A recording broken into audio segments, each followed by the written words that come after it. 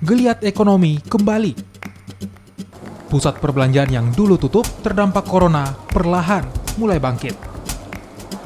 Warga yang tertahan akibat kebijakan PSBB melonggar, kembali keluar menatap hidup baru di tengah pandemi. Pusat keramaian seketika diserbu. Namun, syarat dan ketentuan tetap berlaku. Protokol kesehatan jadi acuan kala mal dibuka.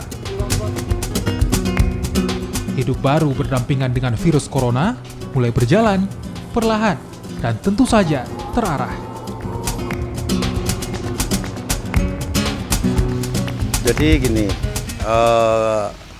saya kira kunci segala-galanya adalah protokol kesehatan harus dilakukan secara ketat, ya harus secara ketat. Karena bagaimanapun juga kemarin itu kita takut ada kerumunan massa di satu tempat, makanya banyak supermarket, toko ya yang buka sehingga terbagi ya sehingga protokol kesehatan itu bisa dilakukan. Virus corona mungkin saja belum akan hilang dalam waktu dekat.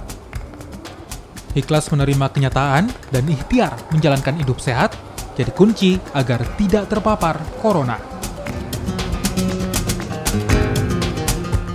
Tim Liputan, Kompas TV.